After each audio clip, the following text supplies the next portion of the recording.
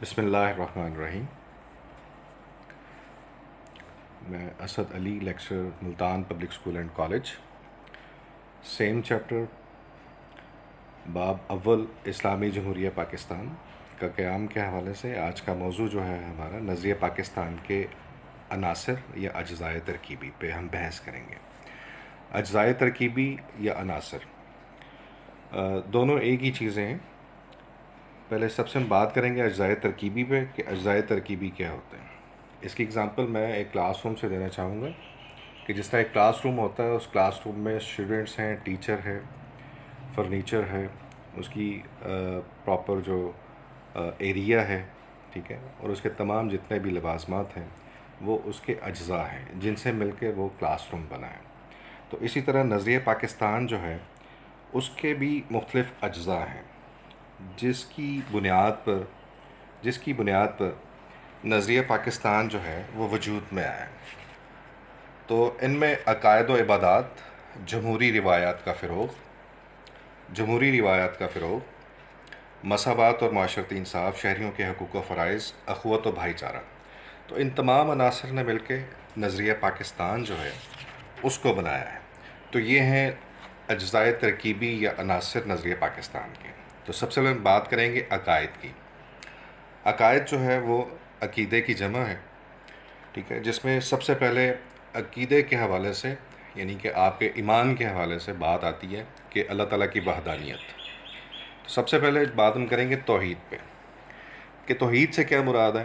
توحید سے مراد یہ ہے کہ اللہ وحدہ لا شریک ہے اور اس کا کوئی ثانی نہیں ہے اور اس کے علاوہ کوئی عبادت کے لائق نہیں ہے۔ اور اس کے بعد سیکنڈلی عقائد کے حوالے سے رسالت جو سب سے بڑا اہم عنصر ہے نظریہ پاکستان کے حوالے سے، اور عقائد کے حوالے سے کہ نبی مکرم صلی اللہ علیہ وآلہ وسلم اور تمام انبیاء کرام علیہ السلام جو ہے ان پر ایمان لانا ہے، اور نبی مکرم صلی اللہ علیہ وآلہ وسلم کو اللہ تعالیٰ کا آخری رسول یعنی کہ ماننا اور تصور کرنا ہے۔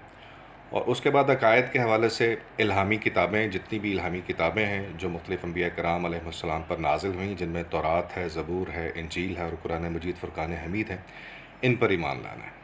اور اس کے بعد فرشتوں پر ایمان لانا ہے، اور ڈے آف ججمنٹ یعنی کہ قیامت پر ایمان لانا ہے کہ قیامت کا دن ایک دن مقرر ہے اور جس دن یعنی کہ تمام انسانوں کے اعمال کا حساب جو ہے وہ لیا جائے گا۔ تو یہ تمام چیزیں جو ہیں وہ عقائد میں آتی ہیں۔ سیکنڈلی عبادات ہے۔ عبادات میں اسی طرح سب سے پہلے جو ہے وہ توحید و رسالت ہے، اور اس کے ساتھ ساتھ نماز جو ہے اس چیز کو ہم نے دیکھنا ہے کہ یعنی کہ سیکنڈ پلر جو ہے یعنی کہ وہ نماز ہے، کہ جس طرح یعنی کہ قرآن پاک میں بھی اور احادیث میں بھی یعنی کہ اس بات کا ذکر کیا گیا کہ نماز جو ہے ہر مسلمان پر، مرد اور عورت پر دن میں 5 وقت کے جو مقررہ اوقات ہیں اس میں فرض ہے۔ اور اس کے بعد زکوٰۃ ہے، یعنی کہ زکوٰۃ کیا ہے؟ زکوٰۃ ایک مالی عبادت ہے، ٹھیک ہے، جو ہر صاحب نصاب پر فرض ہے۔ صاحب نصاب سے مراد یہ ہے کہ یعنی کہ جس کے پاس 52.5 تولے چاندی اور 7.5 تولے سونا ہے، اس نصاب کے حوالے سے، مقررہ نصاب کے حوالے سے، یعنی کہ جو بھی مسلمان اس کیٹیگری میں آتا ہے اس پر فرض ہے کہ یعنی کہ وہ اپنے مال کی پختگی کے لیے، پاکی کے لیے، برکت کے لیے اس میں سے یعنی کہ اللہ کی راہ میں خرچ کرے، تاکہ یعنی کہ اس کا مال جو ہے وہ پاک ہو، تاکہ یعنی کہ اس سے غریب مستحقین لوگ جو ہیں ان کی مدد کی جا سکے، تاکہ یعنی کہ ایک مکمل طور پر اسلامک سوسائٹی جو ہے اس کا تصور پیش کیا جا سکے۔ اور اس کے بعد حج ہے۔ حج کے ساتھ ساتھ ہم دیکھتے ہیں تو وہ بھی یعنی کہ ایک صاحب استطاعت پر فرض ہے، یعنی کہ جو استطاعت رکھتا ہے اللہ تعالیٰ کے گھر میں حاضری کے لیے، اتنا یعنی کہ اس کے پاس دولت یا اسباب موجود ہیں یعنی کہ وہ جا سکتا ہے، تو اس پر فرض ہے۔ اور اس طرح روزہ ہے۔ روزہ بھی یعنی کہ کیا ہے؟ ایک بدنی عبادت ہے، ٹھیک ہے، جس طرح یعنی کہ قرآن پاک میں فرمایا گیا کہ تمام مومنوں کے لیے کہ روزے جو ہیں وہ تمام لوگوں پر فرض کیے گئے ہیں، ٹھیک ہے۔ تو یہ یعنی کہ عبادات کے حوالے سے آتا ہے۔ اس کے بعد ہم دیکھتے ہیں تھرڈلی جمہوریت کا فروغ۔ تو جمہوریت کے فروغ کے حوالے سے سب سے پہلے ہم یعنی کہ جمہوریت، لفظ جمہوریت جو ہے اس کو یہاں پہ ڈیفائن کرنا یا اس کی وضاحت کرنا ضروری ہے، جس کو سمپلی ہم ڈیفائن کر سکتے ہیں، جس کو ہم انگلش میں کہتے ہیں ڈیموکریسی۔ تو ڈیموکریسی جو ہے اس کو اردو میں جمہوریت کہا جاتا ہے۔ تو ڈیموکریسی جو ہے اس کو اگر ہم انگلش میں اس کو سمپلی ڈیفائن کریں تو وہ اس کی ڈیفینیشن جو ہے وہ یہ ہے کہ democracy is a form of government of the people by the people and for the people, یعنی کہ جمہوریت ایک ایسا نظام حکومت ہے جو لوگوں کے لیے اور لوگوں کے ذریعے ہوتی ہے۔ تو ہم دیکھتے ہیں کہ ایک اسلامی ریاست میں جمہوریت جو ہے اس کا فروغ کس طرح یعنی کہ عمل میں لایا جا سکتا ہے۔ اسلامی ریاست میں ہمیشہ جمہوریت کو فروغ حاصل ہوتا ہے، عوام کے حقوق کا خیال رکھا جاتا ہے، اور وہ لوگ قانون کے دائرہ کار میں رہ کر زندگی بسر کرتے ہیں۔ قانون سب کو تحفظ فراہم کرتا ہے، مساوات قائم کی جاتی ہے، افراد میں رنگ و نسل، ذات پات یا زبان کی بنیاد پر کوئی تمیز روا نہیں رکھی جاتی، یعنی کہ معاشرتی انصاف جو ہے اس کا بول بالا ہوتا ہے، اور معاشرتی انصاف کی بیس پر ہی تمام لوگوں کو بلا کسی رنگ و نسل کی تفریق کے تمام حقوق و فرائض جو ہیں ان کا خیال رکھا جاتا ہے۔ پاکستان کو قیام عمل میں لانے کا مقصد بھی درج بالا جمہوری روایات اور تصورات کو عملی شکل دینا تھا کہ ملک میں اسلامی اقدار کو اپنایا جائے، مغربی جمہوریت کے تصور کی حوصلہ شکنی کی جائے، کیونکہ اس اسلامی جمہوریت کے مقابلے میں بہت مختلف ہے۔ اس بارے میں قائد اعظم نے 14 فروری 1948 کو سبی کے مقام پر اپنے خطاب میں قیام پاکستان کی غرض یوں بیان کی کہ ہم اپنے جمہوری نظام کو اسلامی رنگ میں اسلامی اصولوں کے مطابق بنیاد فراہم کریں۔ اللہ رب ذوالجلال نے ہمیں سکھایا ہے کہ ہم ریاستی امور کو باہم صلاح مشورے سے طے کریں۔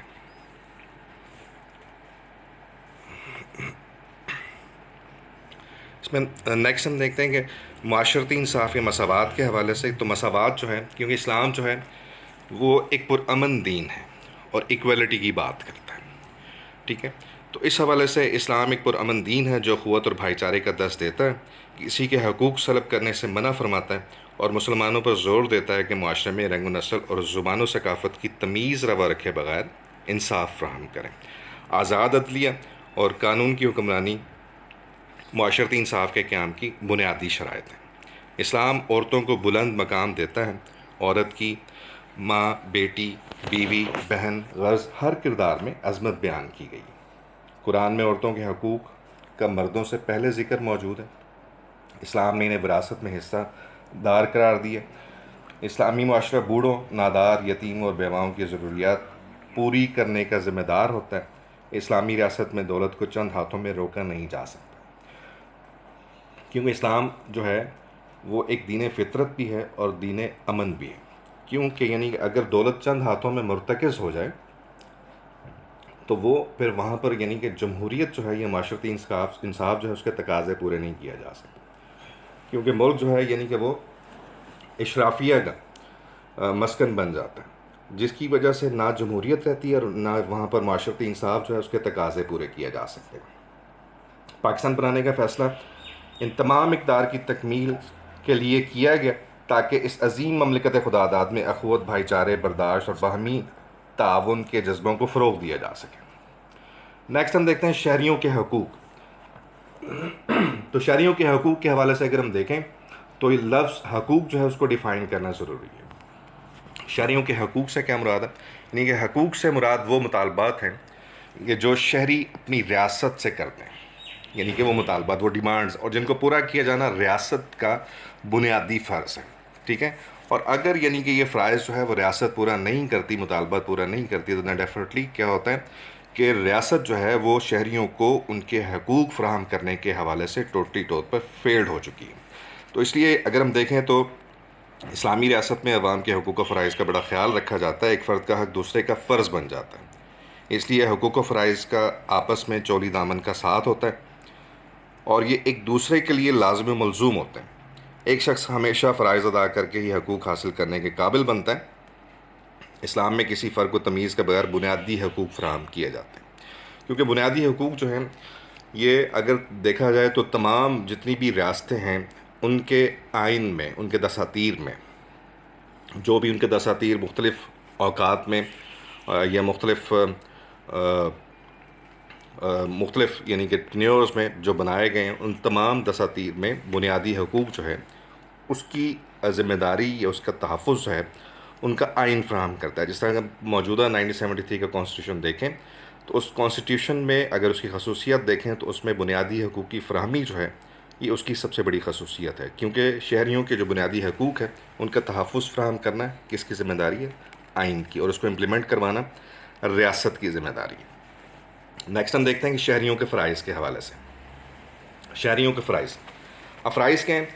فرائض کو ڈسکس کرنے سے پہلے لفظ فرائض جو ہے اس کو ڈیفائن کرنا ضروری ہے، کیونکہ فرائض جو ہے وہ فرض کی جمع ہے. فرائض سے مراد یعنی کہ ایسی پابندیاں یا ذمہ داریاں جو ایک ریاست جو ہے وہ اپنے شہریوں پر عائد کرتی ہے، اور جن کو پورا کرنا جو ہے وہ عوام کی ذمہ داری ہے یا ان کا فرض ہے. ٹھیک ہے، تاکہ شہریوں کے جو فرائض ہیں، ٹھیک ہے، وہ شہری جو ہیں وہ ان سے غافل نہ رہیں. کیوں کہ یعنی کہ ایک ریاست میں رہتے ہوئے ایک شہری جو ہے وہ اس وقت مفید شہری بن سکتا ہے جب یعنی کہ ریاست نے ان پر جو فرائض عائد کیے ہیں ان کو وہ پورا کرتا ہو. جیسے یعنی کہ ووٹ کا صحیح استعمال ہے، ٹیکسز کا بر وقت ادا کرنا ہے. تو یہ تمام جو فرائض ہیں یہ شہریوں کے فرائض ہیں جن کو پورا کرنا ہر شہری کا فرض اولین ہے. اور اگر تمام شہری جو ہے ریاست کی طرف سے جتنے بھی فرائض ان پر عائد کیے گئے ہیں، اگر وہ ان کو بر وقت اپنی ذمہ داری سمجھ کر ہر شہری جو ہے یعنی کہ اس کو ایک فرض کے طور پر ادا کرتا ہے، تو ریاست جو ہے وہ ایک خوشحال ریاست بن سکتی ہے اور خوشحال معاشرے کا قیام جو ہے وہ عمل میں آ سکتا ہے.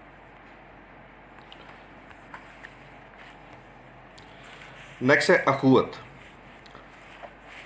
اخوت کیا ہے؟ کیونکہ اسلام جو ہے، دین اسلام جو ہے امن کا داعی ہے اور مسلمانوں کے مابین اخوت کے جذبوں کو فروغ دینے پر زور دیتا ہے. ٹھیک، کیونکہ اسلام میں کہا گیا کہ انما المؤمنون اخوہ، یعنی کہ بے شک ہر مسلمان جو ہے وہ دوسرے مسلمان کا بھائی ہے. تو اس لیے اسلامی معاشرے میں اخوت جو ہے اس کو قائم کرنے کے لیے کہا گیا. نیکسٹ ہم دیکھتے ہیں کہ بھائی چارہ. تو اسی طرح یعنی کہ دین اسلام جو ہے وہ بھائی چارہ جو ہے اس کے جذبوں کو فروغ دینے پر زور دیتا ہے، اور بھائی چارے سے ہمیشہ محبت، خلوص، احسان، شفقت اور ہمدردی میں اضافہ ہوتا ہے. تمام مسلمان ایک دوسرے کے بھائی ہیں اور ایک دوسرے کے دکھ سکھ میں برابر کے شریک ہوتے ہیں. تو اس لیے اگر ہم دیکھیں کہ ہماری اگر پرائیویٹ لائف ہے، فیملی لائف ہے، یا اسلامی اوورال معاشرے کے حوالے سے یا ملت کے کانسیپٹ کے حوالے سے اگر ہم دیکھیں، تو تمام یعنی کہ مسلمان جو ہیں وہ ایک دوسرے کے دکھ درد میں شریک ہوتے ہیں. اور یہی یعنی کہ اسلامی روایات اور روایات کی بھرپور طور پر عکاسی جو ہے وہ اخوت اور بھائی چارے کے ذریعے ہوتی ہے. تو اس لیے یعنی کہ اسلامی ریاست کی تشکیل بھی اسی جذبے کے ساتھ ہوئی کہ ملک میں اخوت و بھائی چارے کو فروغ دیا جائے. Thank you very much. That's all from my side.